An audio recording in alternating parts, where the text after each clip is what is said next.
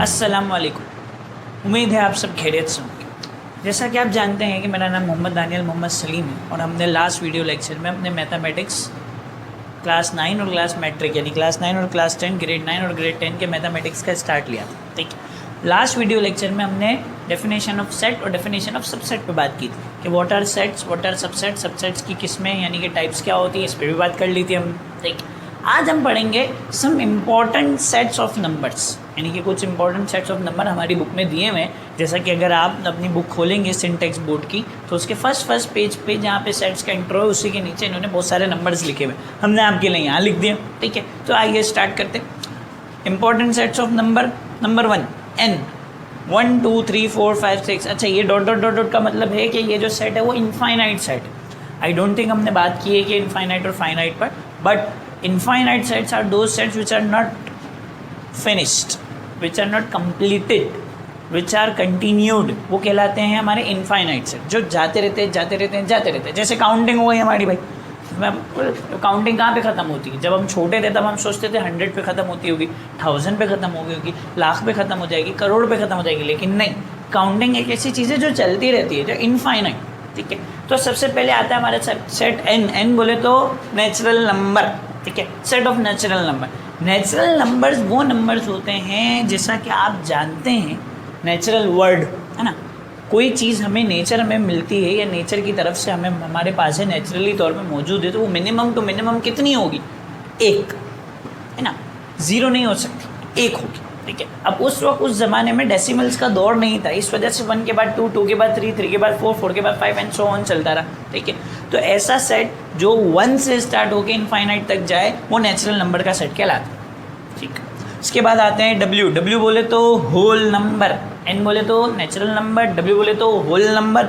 Whole number वो number जो 0 से स्टार्ट। सर ऐसा क्यों भाई, इसमें क्या फ़र्क है? कोई फ़र्क नहीं, लेकिन डिफरेंस क्या है कि ऐसा सेट जो 0 से स्टार्ट होगा उसको हम होल नंबर कहेंगे, ऐसा सेट जो 1 से स्टार्ट होगा उसको हम नेचुरल नंबर कहेंगे। 0 जो है वो बाद में डिस्कवर हुआ था। 0 की बेसिक वो क्या है कि कुछ भी ना होना, इस वजह से हम इसको नेचुरल में नहीं डाल सकते, क्योंकि अगर if something is not there तो वो नेचुरल तो नहीं हुई ना, मतलब वो हुई ही नहीं, वो प्रेजेंट ही नहीं। ठीक है, लेकिन बाद में इसका कॉन्सेप्ट आया कि नेगेटिव नंबर्स का कॉन्सेप्ट आया, 0 का कॉन्सेप्ट आया, वो बाद वाली बात पर है।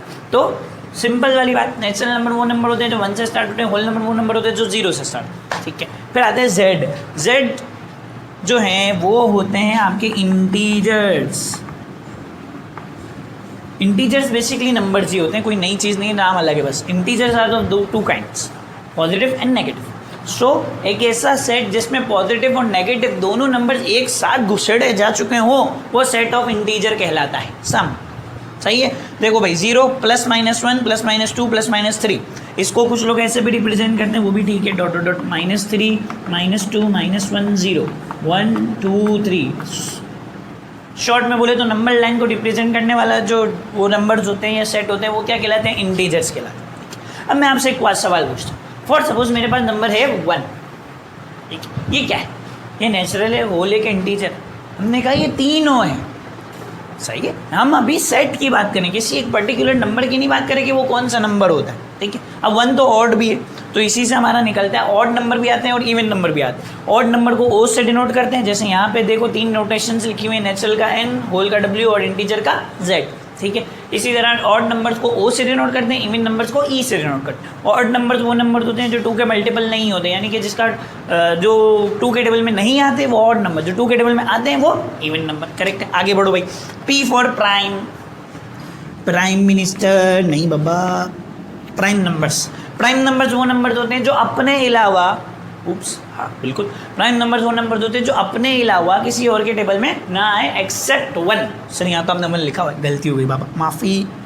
ठीक है, तो 1 को छोड़ के प्राइम नंबर्स वो नंबर्स होते हैं जो अपने अलावा किसी और के टेबल में नहीं आते। वैसे अभी के लिहाज से आप ये बात समझ लें, बस आगे जाएंगे तो इसकी डेफिनेशन थोड़ी सी चेंज हो जाएगी। तो if someone is listening from the above standard तो फिर आप उसको ये कंसिडर नहीं करें, वो आप मुझसे बाद में पूछना, मैं आपको बता दूँ। ठीक है, तो प्राइम नंबर्स वो नंबर्स होते हैं जो अपने अलावा किसी और के टेबल में नहीं आते, लाइक 2 अपने अलावा किसी के टेबल में नहीं आता, 3 अपने अलावा किसी के टेबल में नहीं आता, 4 अपने अलावा के टेबल में आता है, किसके टेबल में आता है? 2 के टेबल में आता है। करेक्ट है, तो प्राइम नंबर वो नंबर जो अपने अलावा किसी और के टेबल में नहीं आते। इसके बाद आते हैं क्यू बोले तो rational, don't be emotional, B rational वाला रैशनल ही, ठीक है, रैशनल। अच्छा, अब यहाँ पे ये देखो, अब तक हमने ये सारी जो फॉर्म्स लिखी में, ये कौन सी फॉर्म है? लास्ट लेक्चर में हमने पढ़ा था, ये सारी फॉर्म्स कौन सी फॉर्म है? टेब्यूलर फॉर्म, ठीक है। याद होगा आपको कि सेट को लिखने के 3 तरीके होते हैं, एक कहलाती है टेब्यूलर फॉर्म, दूसरी कहलाती है डिस्क्रिप्टिव फॉर्म, तीसरी कहलाती है सेट बिल्डर फॉर्म। तो यहाँ पे जो लिखी हुई वो सारी की सारी कौन सी हैं? Tabular form. और यहाँ पे जो दोनों लिखी हुई वो कौन सी हैं? Set builder form. क्यों क्या है? अब यहाँ पे इसको हम कैसे पढ़ेंगे भाई? How would we read that set builder form? Q is a set of X, ठीक है। अब X क्या है यहाँ पे? वैल्यूज। X यानी कि Q की जितनी भी वैल्यूज है वो सारी क्या कंसिडर की जाएंगी? X, चाहे वो जो भी हो। ये जो बार लगा हुआ है ना, ये बार पढ़ा जाएगा सच डेट। इसके अलावा अगर कॉलन लगा हुआ है तो वो भी क्या पढ़ा जाएगा? सच डेट। दोनों आप लगा सकते हो, X कॉलन X भी लिख सकते थे, X बार X भी लिख सकते हैं। तो अभी हमने बार लिखा है, क्या है भाई? Q is the set of X such that X is equals to P by Q। What is this mean? P by Q, ये जो है कोई भी 2 नंबर आप ले लो, 2/3, ठीक है। What is this? This is called a fraction, ठीक है, ये एक फ्रैक्शन। क्या बोलना है भाई? वो कि रैशनल नंबर वो नंबर होते हैं जिनकी सारी वैल्यूज P/Q के मैनर में, के पैटर्न में लिखी जा सके, ठीक है। आगे की कंडीशन ये देखो, फिर कॉलन आया। कॉलन का मतलब क्या होता है? Such that. अब ये P/Q के सच दैट की बात हो रही है। PQ, ये E, that E is belongs to, ठीक है। E क्या है भैया यहाँ पे? ये E तो नहीं है, वैसे एक सिंबल है, ये इसको अपन क्या एप्सिलॉन भी बोलते हैं, ठीक है ना। एप्सिलॉन, ये निशानी है एप्सिलॉन की। एप्सिलॉन का मतलब क्या है? Belongs to. तो P/Q belongs to Z। Z क्या होता है? याद करो, Z इज एन इंटीजर, ठीक है। अब यहाँ पे अगर मैं आपको याद दिला दूँ कि Z की, तो Z की 2 टाइप्स होती हैं। एक कहलाते हैं Z पॉजिटिव, दूसरे कहलाते हैं Z नेगेटिव। Z पॉजिटिव बोले तो पॉजिटिव इंटीजर, नेगेटिव बोले तो नेगेटिव इंटीजर। तो यहाँ पे Z है, इसका मतलब दोनों आ सकते हैं, ठीक है। P और Q क्या है? एक नंबर है, कोई भी 2 नंबर हो सकते हैं, ठीक है। वो अगर अपॉन में लिखे जा सकते हैं तो वो क्या कहलाएगा? रैशनल। अगर वो अपॉन में नहीं लिखे जा सकते तो वो क्या कहलाएगा? इररेशनल। लाइक देखो, दोनों में फ़र्क क्या है? सिर्फ इक्वल और डज नॉट इक्वल का फ़र्क है, ठीक है। अगर इसको हम पढ़ें तो कैसे पढ़ेंगे? ये है इररेशनल नंबर, ठीक है। ऊपर वाले क्या थे? रैशनल नंबर थे। रैशनल नंबर और ये Q कॉम्प्लीमेंट, कॉमा है वैसे तो इसको अपन सेट्स वाले यानी कि मैथ्स में कॉम्प्लीमेंट कहते हैं। Q कॉम्प्लीमेंट क्या है भैया यहाँ पे? इरेशनल नंबर, ठीक है। तो Q complement is the set of irrational number of values X such that X does not equal to P by Q। मतलब इसका कि वो फ्रैक्शन में नहीं लिखे जा सकते, ठीक है। Such that P and Q belongs to Z that in which Q is not equal to 0। ऊपर भी था in which Q is not equal to 0, यानी कि Q 0 ना हो, इसके अलावा कोई भी नंबर हो तो आपका जो है वो रैशनल और इरेशनल का आपने सेट बिल्डर फॉर्म पढ़ लिया। अब वो होता क्या है सर, ये तो बता दो। बस ये निशानियाँ याद रखना, ही आपको सेट बिल्डर में काम आएगी। अब देखो ज़रा इधर कि फॉर सपोज मैं एक नंबर लिखता हूँ 1/2, ठीक है। आप इसको डिवाइड करो, 1 divided by 2, what will be the answer? 0.5। ये देखो ख़त्म हो गया, आगे जा नहीं रहा, आगे नहीं जा रहा मतलब। अब आप देखो 1/3, ठीक है।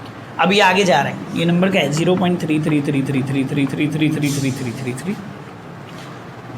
अब ये दोनों ही रैशनल नंबर्स, ठीक है, क्योंकि इसका फिक्स आंसर हमारे पास मौजूद है। कुछ ऐसे नंबर्स होते हैं जिनका एक फिक्स आंसर नहीं होता, उसको हम ब्रेक नहीं कर सकते। जैसे आपने नाम सुना होगा √4। What is this radical root? अगर आप तो नहीं जानते तो हमें एक ऐसा नंबर चाहिए जिसको 2 टाइम्स मल्टीप्लाई करने से 4 आ जाए, ठीक है। एक ऐसा नंबर जिसको हमें 2 टाइम्स मल्टीप्लाई करने से क्या आ जाए भैया? 4 आ जाए। तो आप बताओ ऐसा नंबर कौन सा होगा? 2 टाइम मतलब खुद ही से मल्टीप्लाई करना, 2 2 ज़ा 4। तो हम क्या करते हैं? बचपन का याद आ रहा होगा आपको, हमने लिखा 2/2, इसका बना पेयर, ये आ गया बाय, तो 4 का आंसर क्या आया? 2, करेक्ट। अब मैं बोलता हूँ भाई √2 निकालो, इसका मतलब क्या बनेगा कि एक ऐसा नंबर जिसको 2 टाइम्स मल्टीप्लाई करने से 2 आ जाए। ऐसा तो कोई नंबर ही नहीं हो सकता सर। आप ट्राई करो, देखो 1.412 को 1.412 से मल्टीप्लाई करो, आपका आंसर आएगा 1.98 या 1.99, ठीक है। 2 नहीं आ रहा, लेकिन नियरली उसके इक्वल तो आ रहा है। अब क्या इसको आप फ्रैक्शन में लिख सकते हो? तो ये कौन सा नंबर कहलाएगा? इर्रेशनल। वो नंबर जिनको फ्रैक्शन में लिखा जा सकता है वो रैशनल, वो नंबर जिनको फ्रैक्शन में नहीं लिखा जा सकता वो इर्रेशनल। Simple as that. आ रही बात समझ? थोड़ा सा आ रही होगी, चलो वापस से इसको सुन लेना, समझ में आ जाएगी। पहले तो हमने क्या करा, रेशनल के अपन ने वो देखी कि रेशनल का जो सेट है वो एक्स है, such that X is equal to P by Q. Is equal to P by Q का मतलब क्या है कि भाई ये क्या है, फ्रैक्शन फॉर्म में। Does not equal to P by Q का मतलब क्या होगा कि वो फ्रैक्शन फॉर्म में नहीं लिखे जा सकते। नहीं लिखे जा सकते का मतलब ये है कि उसका फिक्स आंसर नहीं आता, वो फ्रैक्शन माने नहीं जाते। ठीक है, चलो भाई आगे बढ़ते हैं अपन। तो उम्मीद है कि आपको ये रेशनल इरेशनल समझ में आ गया होगा। रेशनल इरेशनल समझाने का मकसद क्या था मेरा, कि आपको ये सेट बिल्डर फॉर्म समझ में आ जाए। ठीक है, बाकी अगर आपको ये थोड़ा बहुत अनक्लियर भी है तो अपन इसको आगे वाले लेक्चर्स में देख लेंगे। ठीक है, अब रेशनल इरेशनल के बाद आता है रियल नंबर्स। आर बोला जाता है दुनिया के सारे नंबर रियल नंबर्स है, करेक्ट। देखो भाई अपने पास दो किस्म के नंबर है ना, एक वो जिनका आंसर आता है, एक वो जिनका आंसर नहीं आता। या यूँ कह लो, एक वो जो डेसिमल पॉइंट पे ख़त्म हो जाते हैं, एक वो जो नहीं ख़त्म होते। या यूँ कह लो, एक वो जो अपॉन में लिखे जाते हैं, एक वो जो अपॉन में नहीं लिखे जाते, है ना। तो हो गए ना सारे। जैसे फॉर सपोज मैं कहता हूँ 2 को अपॉन में लिख के दिखाओ, फ्रैक्शन में लिख के दिखाओ, तो आप कैसे लिखोगे? 2 को लिखने के तो बहुत सारे तरीके, 8/4, 16/8, 32/16, ये सब के सब किसके बराबर हैं? 2 के बराबर। ठीक है, अब मैं आपको बोलता हूँ 1.33 लिख के दिखाओ, तब भी आप लिख सकते हो। You know how? 13/10 है ना, इसको डिवाइड करोगे 1.33 आ जाएगा। 133/100 डिवाइड करोगे 1.33 आ जाएगा, एंड सो ऑन आता रहेगा। तो ये क्या है? रैशनल है। अब मैं लिखता हूँ 3.142724, बताओ ये क्या? 8 में पढ़ा है? हाँ बिल्कुल पढ़ा है। क्या है ये? पाई की वैल्यू। पाई जोड़ के अपन ने घर बनाया ना, वो वाले पाई की वैल्यू है। ठीक है, अच्छा अब पाई ये ना, इसको आप अपॉन में नहीं लिख सकते, तो नहीं लिख सकते तो ये क्या हुआ? इर्रेशनल। लेकिन ये है तो सही ना, नंबर तो एग्जिस्ट करता है, तो नंबर एग्जिस्ट करता है तो ये रियल में आएगा। तो रियल की डेफिनेशन क्या है भाई? सिंपल सी, set of rational union of rational and irrational. Set of the union of rational and irrational is called real number. Union हमने नहीं पढ़ा अब तक। यूनियन क्या होता है? यूनाइटेड कर देना, दो सेट के मेंबर्स को एक साथ लिख देना। फॉर सपोज मेरे पास दो सेट है, एक में आ रहा है 1 2 3, एक में आ रहा है 3 4 5। ठीक है, मैं कहता हूँ दोनों सेट को यूनियन कर दो। यू इसकी निशानी, ये रही। यू तो नहीं है बेसिकली, वो है यूनियन इसकी निशानी। ठीक है, अब आप क्या करेंगे? आप दोनों को क्या कर देंगे भैया? कंबाइन करके लिख देंगे। आंसर क्या आएगा? 1 2 3 4 5। ठीक है, तो अगर मेरे पास सेट में दो अलग अलग यानी कि दो सेट के मेंबर्स हैं, ठीक है, अगर मैं उसको यूनियन करता हूँ तो यूनियन में मैं क्या करूँगा कि दोनों को मिला के तरतीब दे के लिख दूँगा। क्लियर? प्रॉब्लम वाली बात तो नहीं, याद रहेगा? करेक्ट। चलो भाई यहाँ तक तो अपन आ गए। ठीक है, अब हमने क्या क्या पढ़ लिया भाई? हमने पढ़ लिया सेट, हमने पढ़ लिया सबसेट, हमने पढ़ लिया important set of numbers with odd and even जो यहाँ लिखे हुए नहीं। अब हम स्टार्ट करने वाले एक्सरसाइज। एक्सरसाइज स्टार्ट करने से पहले नहीं, ऐसे कुछ भी नहीं, पहले कुछ भी नहीं। तो अब हम स्टार्ट करेंगे एक्सरसाइज। अगर आप इसको कॉपी करना चाहते हैं तो फटाफट से वीडियो पोस्ट करें, कॉपी करें। इसके बाद फिर हम आगे बढ़ते हैं with the starting of exercise 1.1 of syntax board. उम्मीद है आपने सवाल कॉपी कर लिया हुआ। एक्सरसाइज नंबर 1.1 क्वेश्चन नंबर 1 ये रहा आपकी स्क्रीन पर। Use tabular and set builder form to specify the following sets. 4 सवाल दिए, मैं 2 मैं करूँगा, 2 आप करेंगे। सिंपल सी डील है भाई। क्या करना है? टेबुलर फॉर्म और सेट बिल्डर फॉर्म दोनों को इस्तेमाल करना है अपन को बताने के लिए कि ये सेट कौन सा है। The set of positive integer. याद है आपको पॉजिटिव इंटीजर क्या होता है? Positive integer greater than 2 and less than 6। ठीक है, set of positive integer greater than 2 and less than 6। ये कौन सी फॉर्म में दिया हुआ है अपन को? डिस्क्रिप्टिव फॉर्म में दिया हुआ है। तो भाइयों और बहनों ये आपको दिया हुआ है डिस्क्रिप्टिव फॉर्म में। अब आपने इसको किस में कन्वर्ट करना है? टेबुलर फॉर्म में और सेट बिल्डर फॉर्म में। टेबुलर तो आसान सा है, क्या करेंगे आप? टेबुलर फॉर्म, सेट बनाया, थोड़ा छोटा बनाया।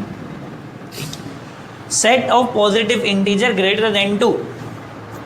2 से बड़ा कौन सा नंबर होता है? पॉजिटिव। 3 4 5, अगला नंबर 6। लेकिन उसने क्या बोला? Less than 6। समझ में आ रही है मेरी बात? ग्रेटर देन 2 और लेस देन 6, आगे कुछ भी नहीं है, बंद हो गया। ये आ गया कौन सी फॉर्म? टेबुलर। अब लिखना है अपन को मुश्किल वाला पार्ट, यानी कि set builder form. Set builder. ठीक है, तो पहली बात तो ये, आप कोई भी एक अल्फ़ाबेट यानी कि वेरिएबल सपोज कर लो कि जितनी वैल्यूज होंगी ये 3 4 5 जो है ये इसको आप नाम दोगे। नाम कुछ भी हो सकता है, X Y Z P Q R S T U V W X, कुछ भी। अपन एक्स दे देते हैं। क्या है? The set will be the set of X such that X. ठीक है, ये तो हो गया। अब कहाँ से बिलोंग करता है ये, द सेट ऑफ किस चीज़ का, ये पॉजिटिव इंटीजर। पॉजिटिव इंटीजर की नोटेशन क्या थी, याद करो, मैंने बताया था z प्लस और z माइनस। z प्लस बोले तो पॉजिटिव इंटीजर, z माइनस बोले तो नेगेटिव इंटीजर। तो आप यहाँ लिखेंगे बिलोंग्स टू z प्लस, सही, यानी कि इसका ताल्लुक x, सारी वैल्यूज x का जो ताल्लुक है वो कहाँ से है, x से, ठीक है। अब एक और निशानी अपन यूज करने वाले हैं, ये वाला, this is read as all values. किसके all values, all values of z plus या ऑल वैल्यूज ऑफ x, ठीक है। अब वो जो x की जो वैल्यूज होंगी ना, वो कहाँ से कहाँ तक होंगी, आप मुझे बताइए, कहाँ से कहाँ तक होंगी। 2 से, ये जो x की जितनी वैल्यूज हैं वो 2 से बड़ी हैं और 6 से छोटी हैं, तो हम क्या लिखेंगे, इट इज़ ग्रेटर देन 2, ठीक है ना, यानी 2 छोटा है और x बड़ा है। याद है ना, बचपन में बताया होगा मिस ने, जिस तरफ शाक का मुंह खुला हुआ होगा उस वो बड़ा है, यानी x बड़ा है और 2 छोटा है। यही बात है, देखो 3, 4 और 5, और यहाँ पे क्या है कि 6 बड़ा है और x छोटा है, ठीक है। आ रही बात समझ में, 6 बड़ा है और x छोटा है, यानी कि इसकी वैल्यूज जो है वो 2 से बड़ी है लेकिन 6 से छोटी है। So it will be read as set of x such that x belongs to z plus, यानी कि positive integer, all values of x are between 2 and 6, x is greater than 2 but x is less than 6, ठीक है। Set किया बंद, मुबारक हो, congratulation, पहला part खत्म। अगला part, the set of positive integer less than 20, है ना, set of positive integer less than 20 that are divisible by 5। मतलब डिविजिबल बाय 5 का मतलब यूँ समझ लें आप कि उसको डिवाइड करने से एक फिक्स आंसर आ जाए। जैसे अगर मैं आपको कहूँ 7 को डिवाइड करो 5 से, तो आंसर क्या आएगा आपका, समझो 1 पॉइंट समथिंग आएगा, पॉइंट के बाद आ रहा है ना, डेसिमल प्लेसेस पे जा रहा है, तो हम कहेंगे ये डिविजिबल नहीं। जबकि अगर मैं आपको कहूँ 10 को डिवाइड करो 5 से, तो आंसर क्या आएगा 2। मैं आपको कहूँ 15 को डिवाइड करो 5 से, आंसर क्या आएगा 3। मैं आपको कहूँ 20 को डिवाइड करो 5 से, आंसर क्या आएगा 4, एंड सो ऑन। तो set of positive integers less than 20, ठीक है भाई। पहले अपन लिख देते हैं इसकी टेब्यूलर फॉर्म, जोर से बोलो भाई, tabular form. The set of positive integer less than 20, यानी कि 20 से छोटे integer that are divisible by 5। तो डिविजिबल बाय 5 में 5 के टेबल में पहला नंबर कौन सा आता है, 5 1 जा 5, तो वो भी डिवाइड हो गई जाहिर। फिर 5 2 जा 10, वो भी डिवाइड हो गई जाहिर है। 5 3 जा 15, वो भी डिवाइड होगा 5 से। 5 4 जा 20, उसने बोला लेस देन 20, लेस देन 20 बोल दिया, बात खत्म। ये 3 नंबर आएंगे, 5 10 15, खत्म। अब दूसरा है set builder form. Set builder में हम क्या करेंगे, पिछली बार x दिया था, इस बार y दे दो। सर x नहीं दे सकते, दे सकते, कोई प्रॉब्लम नहीं है। x such that x belongs to, क्या बोला है इसने, पॉजिटिव इंटीजर। पॉजिटिव इंटीजर दोबारा से z प्लस। अब आगे क्या लिखेंगे, इसमें लेस देन ग्रेटर देन अपन इस लैंग्वेज में लिख सकते थे, लेकिन इसमें नहीं लिख सकते, तो हम डायरेक्ट लिख देते हैं ऑल वैल्यूज, यार sorry, all values that are divisible by 5, simple English में लिख, ठीक है। कोई प्रॉब्लम वाली बात तो नहीं, क्योंकि इसको मैथमेटिकली आप रिप्रेजेंट नहीं कर सकते ना कि भाई कौन सी वैल्यूज़ हैं जो x से डिविजिबल होंगे। वैसे कर सकते हैं, लेकिन अभी वाले लेवल पे नहीं कर सकते, ठीक है। अब बाकी बचे 2 सवाल, अगर आपके पास बुक है तो ठीक है, नहीं है तो अभी मैं आपको ये बुक आपके स्क्रीन पे आ जाएगी, ठीक है। उसमें से 2 सवाल लिख के फटाफट से काम कर लेना है, नहीं आए तो कमेंट में जवाब दे देना है, ताकि मैं आपको वो करके दिखा दूँ नेक्स्ट वीडियो में, ठीक है। अंटिल तब तक के लिए अपना ख्याल रखिएगा, नहीं मतलब सिर्फ तब तक के लिए नहीं, उसके बाद के लिए भी अपना ख्याल रखिएगा, ठीक है। दुआ में याद रखिएगा। अल्लाह हाफ़िज़।